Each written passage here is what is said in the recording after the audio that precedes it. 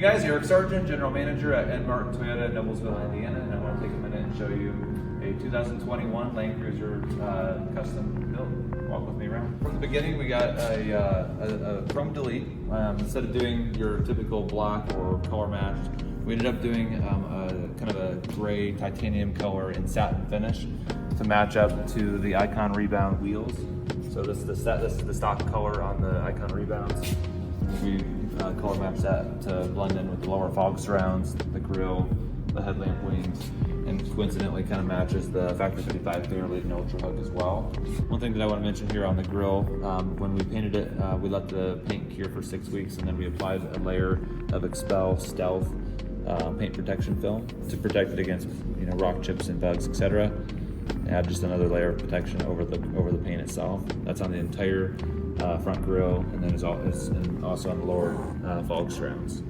So we have a Tailor Hidden Winch Mount with a worn Zeon 12S Platinum synthetic rope wireless remote control winch.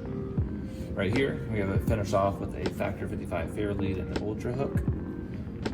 Down here, we also have the ARB front recovery points, and then we have the Slee underbody arm.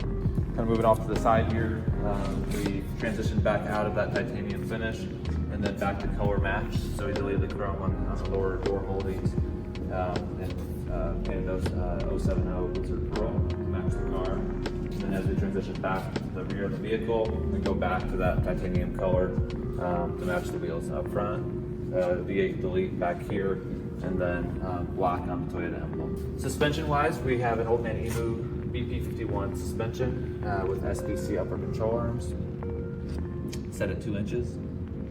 We also have the ARB Old Man Emu 2722 rear springs in the rear. We have a Icon Rebound wheel at 17-inch satin titanium finish.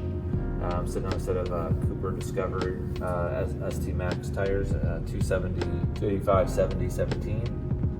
For the roof rack, we used a Prinsu Design Studios full roof rack. It's a modular aluminum roof rack. We do have a wind fairing here for a 40-inch light bar, which is not installed. That will be added later. We do have the noise reduction trim piece installed as well.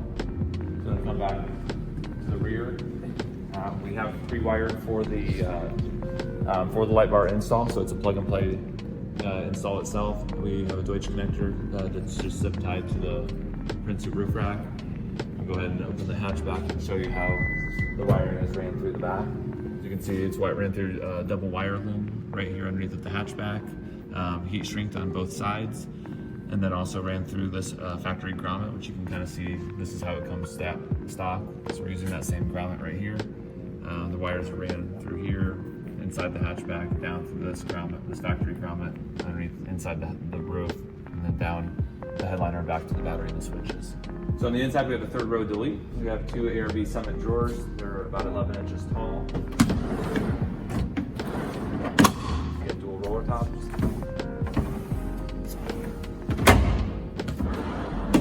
In the right drawer, we got some parts that are going back to the customer. ARB pump up kit with air nozzles and air hose. Some boxes as a pedal commander. We have additional Switchpro stickers that we didn't use, owner's manual, and third row hardware. The electronics are controlled through a Switchpro. We have the SBI, so we can jump the crank battery with the auxiliary battery. We also have the air compressor. We have the pre-wire for the light bar, and then the rear locker. In the back here, we also have a 50 amp Anderson connector for a trailer. We've also installed a RedArc TowPro Elite version 3 trailer brake controller. Okay, under the hood we have a Group 35 Odyssey Extreme auxiliary battery. We have a RedArc BCDC1240D DC-DC. We also have a 50 amp Anderson going back to the trailer in the rear, right next to the trailer connection. We have the ARB twin air compressor, the DC-DC, as well as the Switchpro, and then we also have a 200 amp RedArc SBI, so we can jump the crank battery off of the auxiliary. We have an ARB twin air compressor, which is married to an airlift system. So we have the pump up kit, we have the solenoid and the manifold kit. We actually have two solenoids here.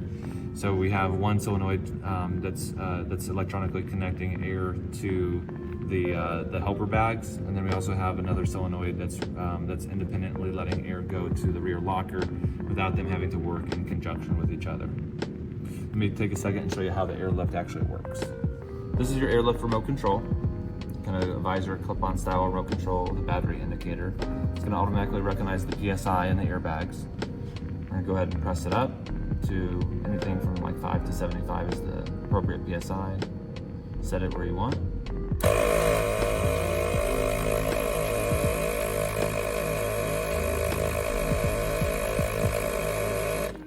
Okay, and then to bring it, and if you want to set that as a preset, you can just press it right there.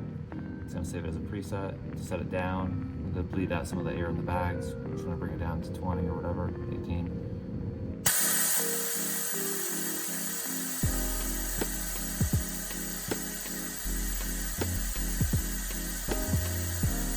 Thanks again for watching.